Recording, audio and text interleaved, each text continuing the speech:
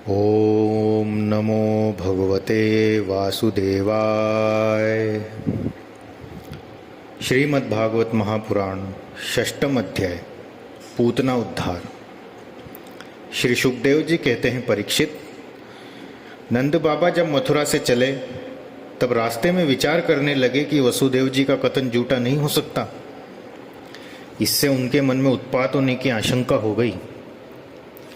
तब उन्होंने मन ही मन भगवान ही शरण हैं, वे ही रक्षा करेंगे, ऐसा निश्चय किया। पूतना नाम की एक बड़ी क्रूर राक्षसी थी। उसका एक ही काम था बच्चों को मारना। कंस की आज्ञा से वो नगर, ग्राम और अहीरों की बस्तियों में बच्चों को मारने के लिए घूमा करती थी। जहाँ के लोग अपने प्रतिदिन के कामों में राक्षसों के भय को दूर भगाने वाले भक्तवत्सल भगवान के नाम, गुण और लीलाओं का श्रवण, कीर्तन और स्मरण नहीं करते, वहीं ऐसी राक्षसियों का बल चलता है। वह पूतना आकाश मार्ग से चल सकती थी और अपनी इच्छा के अनुसार रूप भी बदल लेती थी। एक दिन नंद बाबा के गोकुल के पास आकर उसने माया से अपने को एक सुंदर युवती बना लिया और गोकुल के भीतर घुस गई। उसने बड़ा सुंदर रूप बनाया था। उसकी चोटियों में बेले के फूल गुथे हुए थे, सुंदर वस्त्र पहने हुए थे। जब उसके कर्ण फूल हिलते थे तब उनकी चमक से मुक्की और लटकी हुई अलकें और भी शोभायमान हो जाती थी। वह अपनी मधुर मुस्कान और कटाक्षपूर्ण चितवन से ब्रजवासियों का चित्त चुरा रही थी। उस रूपवती रमणी को हाथ में कमल लेकर आते देख गोपियां ऐसी उत्प्रेक्षा करने लगी मानो स्वयं लक्ष्मी जी अपने पति का दर्शन करने के लिए आ रही हैं। पूतना बालकों के लिए ग्रह के समान थी। वह इधर उधर बालकों को ढूंढती हुई अनायास ही नंद बाबा के घर में घुस गई। जहां उसने देखा कि बालक श्री कृष्ण शैया पर सोए हुए हैं। परीक्षित, भगवान श्री कृष्ण दुष्टों के काल हैं, परंतु जैसे आग राख की ढेरी में अपने को छिपाए हुए हो, वैसे ही उस समय अपनों ने अपने प्रचंड तेज को छिपा रखा था। भगवान श्री कृष्ण चर अचर सभी प्राणियों के आत्मा हैं, इसलिए उन्होंने उसी क्षण जान लिया कि ये बच्चों को मार डालने वाला पूतना ग्रह है और अपने नेत्र बंद कर लिए। जैसे कोई पुरुष भ्रमवश सोए हुए सांप को रस्सी समझकर उठा ले, वैसे ही अपने काल रूप भगवान श्री कृष्ण को पूतना ने अपनी गोद में उठा लिया। मखमली म्यान के भीतर छुपी हुई तीखी धार वाली तलवार के समान पूतना का हृदय तो बड़ा कुटिल था, किंतु ऊपर से वो बहुत मधुर और सुंदर व्यवहार कर रही थी। देखने में वो एक भद्र महिला के समान जान पड़ती थी। इसलिए रोहिणी और यशोदा जी ने उसे घर के भीतर आई देखकर भी उसके सौंदर्य प्रभा से हतप्रतिप सी होकर कोई रोक टोक नहीं की। चुपचाप खड़ी खड़ी देखती रही। इधर भयानक राक्षसी पूतना ने बालक श्री कृष्ण को अपनी गोद में लेकर उनके मुंह में अपना स्तन दे दिया, जिससे बड़ा भयंकर और किसी भी प्रकार न पच सकने वाला विष लगा हुआ था। भगवान ने क्रोध को अपना साथी बनाया। दोनों हाथों से उसको स्तनों को जोर से दबाकर उसके प्राणों के साथ उसका दूध पीने लगे। वे उसका दूध पीने लगे और उनका साथी क्रोध प्राण पीने लगा। अब तो पूतना के प्राणों के आश्रयभूत सभी मर्म स्थान फटने लगे। वो पुकारने लगी, अरे छोड़ दे छोड़ दे, अब बस कर। वो बार बार अपने हाथ और पैर पटक पटक कर रोने लगी। उसके नेत्र उलट गए, उसका सारा शरीर पसीने से लथपथ हो गया। उसकी चिल्लाहट का वेग बड़ा भयंकर था। उसके प्रभाव से पहाड़ों के साथ पृथ्वी और ग्रहों के साथ अंतरिक्ष डगमगा उठा। सातों पाताल और दिशाएं गूंज उठी। बहुत से लोग वज्रपात की आशंका से पृथ्वी पर गिर पड़े। परीक्षित, इस प्रकार निशाचरी पूतना की स्तनों में इतनी पीड़ा हुई कि वे अपने को छिपा न सकी, राक्षसी रूप में प्रकट हो गई। उसके शरीर से प्राण निकल गए, मुंह फट गया, बाल बिखर गए, हाथ पांव फैल गए। जैसे इंद्र के वज्र से घायल होकर वृत्रासुर गिर पड़ा था, वैसे ही वो बाहर गोष्ठ में आकर गिर पड़ी। राजेंद्र, पूतना के शरीर ने गिरते गिरते भी 6 कोस के भीतर के वृक्षों को कुचल डाला। ये बड़ी ही अद्भुत घटना हुई। पूतना का शरीर बड़ा भयानक था। उसके मुंह हल्के समान तीखी और भयंकर दाढ़ों से युक्त था। उसके नथुने पहाड़ की गुफा के समान गहरे थे और स्तन पहाड़ से गिरी हुई चट्टानों की तरह बड़े बड़े। लाल लाल बाल चारों ओर बिखरे हुए थे। आंखें अंधे कुएं के समान गहरी। भयंकर भुजाएं, जांघें और पैर नदी के पुल के समान तथा पेट सूखे हुए सरोवर की भांति जान पड़ता था। पूतना के उस शरीर को देखकर सबके सब ग्वाल और गोपी डर गए। उसकी भयंकर चिल्लाहट सुनकर उनके हृदय, कान और सिर तो पहले ही फट से रहे थे। जब गोपियों ने देखा कि बालक श्री कृष्ण उसकी छाती पर निर्भय होकर खेल रहे हैं, तब वे बड़ी घबराहट और उतावली के साथ झटपट वहां पहुंच गई तथा श्री कृष्ण को उठा लिया। इसके बाद यशोदा और रोहिणी के साथ गोपियों ने गाय की पूंछ घुमाने आदि उपायों से बालक श्री कृष्ण के अंगों की सब प्रकार से रक्षा की। उन्होंने पहले बालक श्री कृष्ण को गोमूत्र से स्नान कराया, फिर सब अंगों में गोरज लगाई और फिर 12 अंगों में गोबर लगाकर भगवान के केशव आदि नामों से रक्षा की। इसके बाद गोपियों ने आचमन करके अज आदि 11 बीज मंत्रों से अपने शरीर में अलग अलग अंगन्यास एवं करन्यास किया। फिर बालक के अंगों में बीजन्यास किया।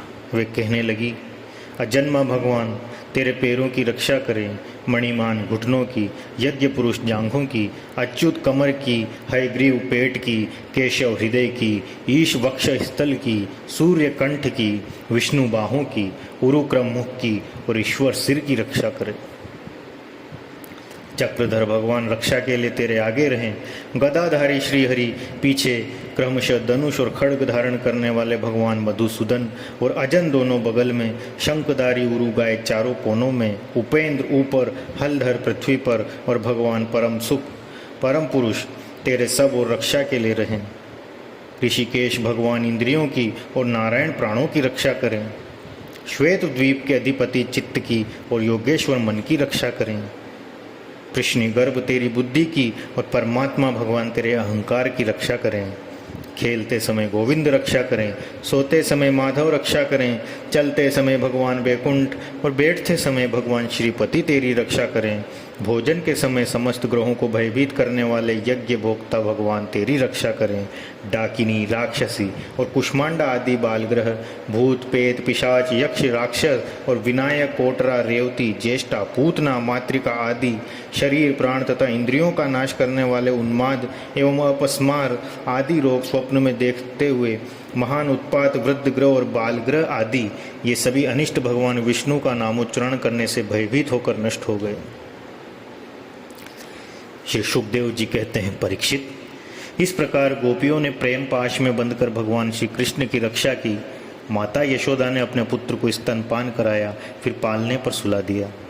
इसी समय नंद बाबा और उनके साथी गोप मथुरा से गोकुल में पहुंचे। जब उन्होंने पूतना का भयंकर शरीर देखा तब वे आश्चर्यचकित हो गए। वे कहने लगे, ये तो बड़े आश्चर्य की बात है। अवश्य ही वसुदेव के रूप में किसी ऋषि ने जन्म ग्रहण किया है, अथवा संभव है वसुदेव जी पूर्व जन्म में कोई योगेश्वर रहे हों, क्योंकि उन्होंने जैसा कहा था वैसा ही उत्पात यहाँ देखने में आ रहा है। तब तक ब्रजवासियों ने कुल्हाड़ी से पूतना के शरीर को टुकड़े टुकड़े कर डाला और गोकुल से दूर ले जाकर लकड़ियों पर रखकर जला दिया।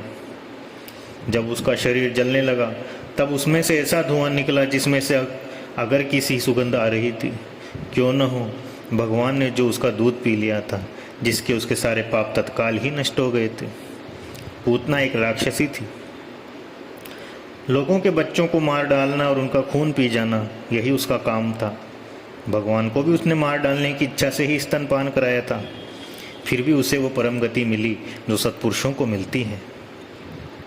ऐसी स्थिति में जो परब्रह्म परमात्मा भगवान श्री कृष्ण को श्रद्धा और भक्ति से माता के समान अनुराग पूर्वक अपनी प्रिय से प्रिय वस्तु और उनको प्रिय लगने वाली वस्तु समर्पित करते हैं, उनके संबंध में तो कहना ही क्या है।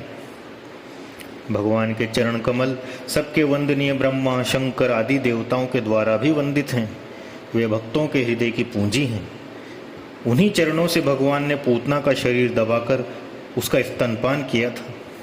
माना कि वह राक्षसी थी, परंतु उसे उत्तम से उत्तम गति जो माता को मिलनी चाहिए वही प्राप्त हुई। फिर जिनके स्तन का दूध भगवान ने बड़े प्रेम से पिया, उन गौओं और माताओं की तो बात ही क्या है। परीक्षित, देवकी नंदन भगवान केवल्य आदि सब प्रकार की मुक्ति और सब कुछ देने वाले हैं। उन्होंने व्रज की गोपियों और गौओं का वह दूध जो भगवान के पति पुत्र भाव होने से वात्सल्य स्नेह की अधिकता के कारण स्वयं ही झरता रहता था, भरपेट पान किया। राजन, वे गौवें और गोपियां जो नित्य निरंतर भगवान श्री कृष्ण को अपने पुत्र के ही रूप में देखती थी, फिर जन्म मृत्यु रूप संसार के चक्र में कभी नहीं पड़ सकती, क्योंकि ये संसार तो अज्ञान के ही कारण है। नंद बाबा के साथ आने वाले ब्रजवासियों की नाक में जब चिता के धुएं की सुगंध पहुंची, तब यह क्या है, कहाँ से ऐसी सुगंध आ रही है, इस प्रकार कहते हुए ब्रज में पहुंचे। वहां गोपों ने उन्हें पूतना के आने से लेकर मरने तक का सारा वृतांत कह सुनाया। वे लोग पूतना की मृत्यु और श्री कृष्ण के कुशल पूर्वक बच जाने की बात सुनकर बड़े ही आश्चर्यचकित हुए। परीक्षित, उदार शिरोमणि नंद बाबा ने मृत्यु के मुख से बचे हुए अपने लाला को गोद में उठा लिया और बार बार उसका सिर सूंघकर मन ही मन बहुत आनंदित हुए। यह पूतना मोक्ष भगवान श्री कृष्ण की अद्भुत बाल लीला है। जो मनुष्य श्रद्धापूर्वक इसका श्रवण करता है, उसे भगवान श्री कृष्ण के प्रति प्रेम प्राप्त होता है। इस प्रकार श्रीमद् भागवत महापुराण का 10वें स्कंद का 6वां अध्याय पूर्ण हुआ। जय श्री कृष्ण। ओम नमो भगवते वासुदेवाय।